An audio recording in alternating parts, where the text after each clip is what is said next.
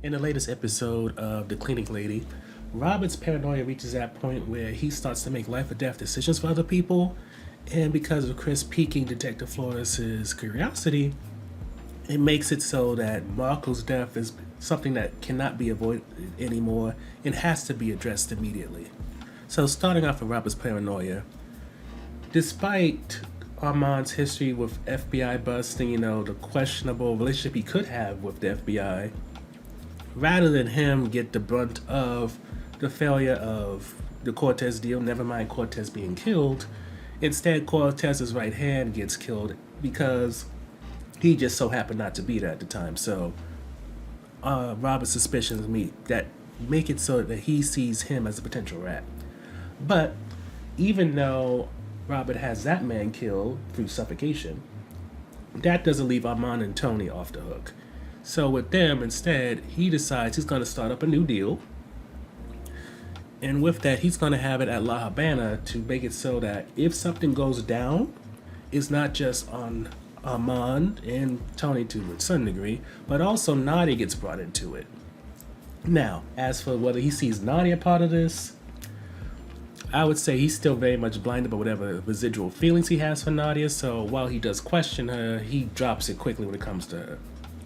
However, when Armand and Nadia talk a bit, on perhaps better terms than before, she not only warns him about Robert and, how he is, but she also reminds Armand that when it comes to Tony, she isn't as much of an asset as he thinks she is. And after some point, she might be the one that does him in.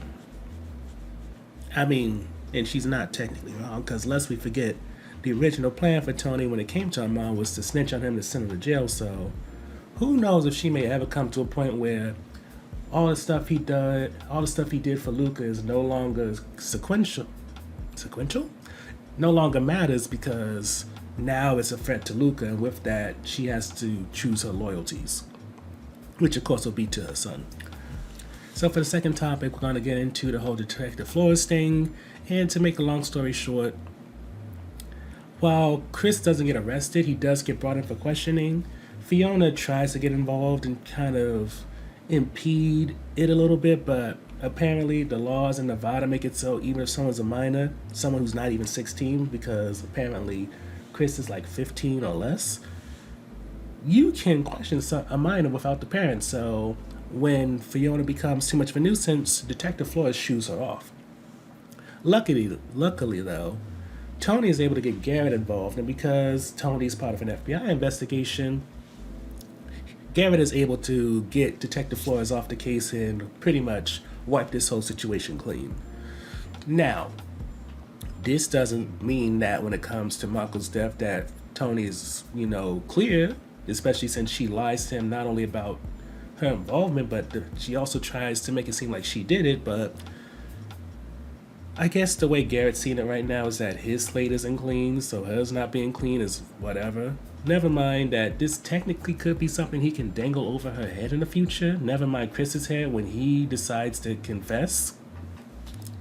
So, overall, the situation gets handled, but this just adds to the litany of stuff that Garrett can use in order to not only control Tony now at this point, but now he can control Fiona more, and now even get Chris involved if he needs something, because while Garrett says that he believes that Chris acted in self-defense, there's nothing in writing saying this. Garrett just gave his opinion, and he might have gotten him out of a bad situation, but there was nothing said that the case is closed, and that this couldn't be used against Chris, Fiona, or Tony, because we know they're involved in also getting rid of the evidence. Oh my god. I mean, Garrett has so much on him right now, and if he ever found out the full details, he would own them for life. No chance of getting out at all. They would be permanent CIs. So getting back to Robert's drug deal that he wants Armand and Tony in, it pretty much goes well. Tony shows up a bit late because of the whole Chris getting questioned thing and her getting questioned too, but she shows up, drugs are traded, money's traded, that's all fine and good. However, this doesn't satisfy Robert.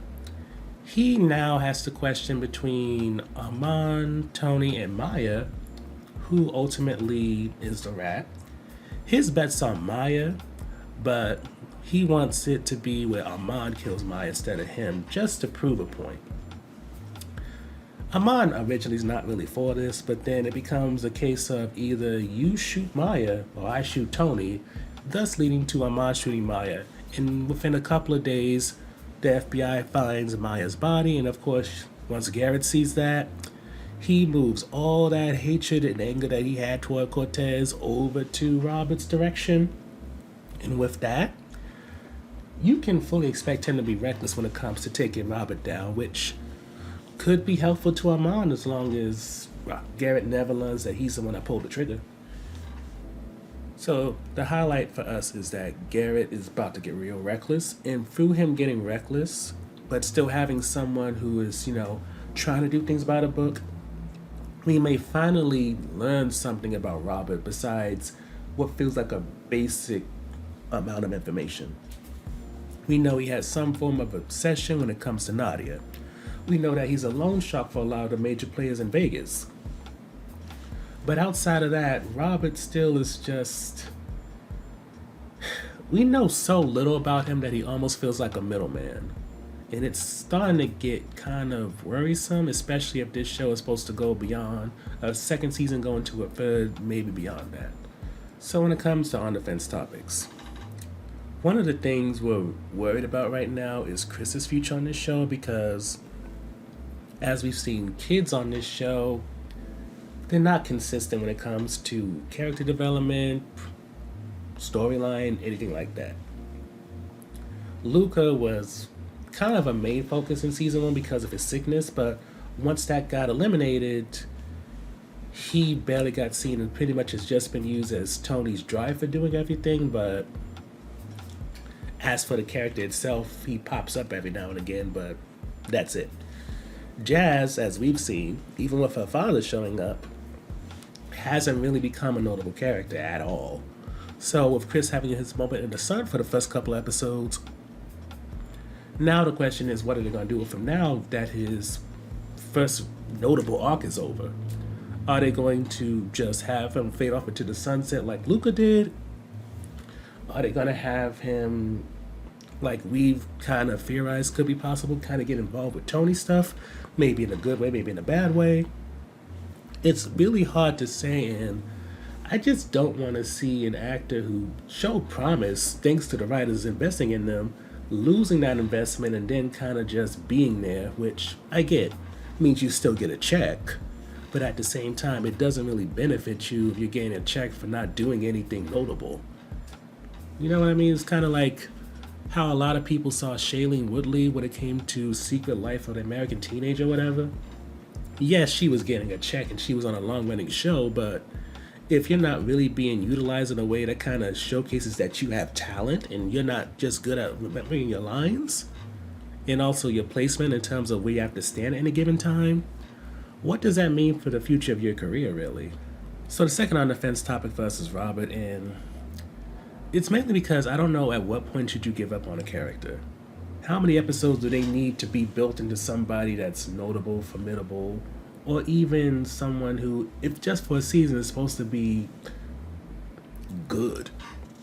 I mean, take note. Yes, Robert's supposed to give us some information on Nadia's past, but he dances around that so much that it's not even like we can really expect him to be consistent and give like little bits and pieces here and there. Yes, he did present the idea that Nadia might have been part of a harem of sorts when it came to his lifestyle. He presented that he found her in some gambling bar in a country that I can't remember offhand. But he's not really dropping the kind of information that makes you feel like, if anything, at least he's giving us a lot of information about Nadia. He's just the villain for the season, and we've seen how they treated past villains. Hayek got killed in a shower, and Hayek got killed in the shower, and what has come of that?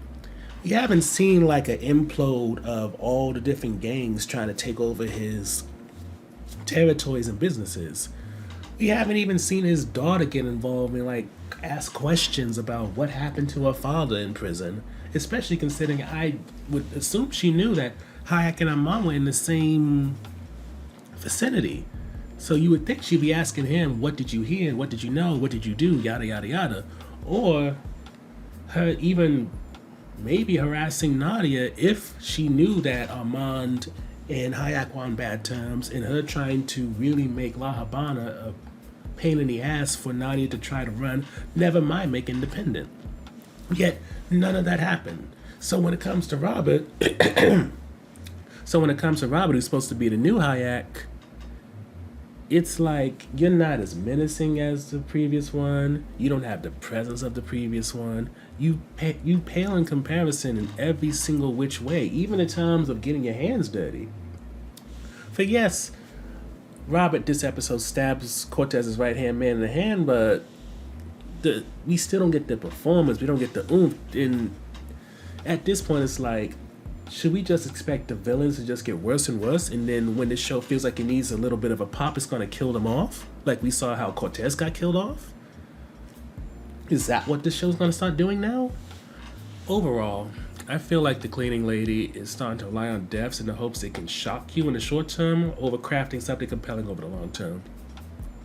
And it really makes me wonder, while it has the ratings to be renewed and it's cheaper for Fox since Fox doesn't own it outright but they share production costs, how long can a show like this go on, especially if it's going to kind of rely on the HBO model of, we're not going to really build storylines and characters that make you want to invest in the long term. We're just going to put a slew of shocking moments to keep you engaged and hope for the best.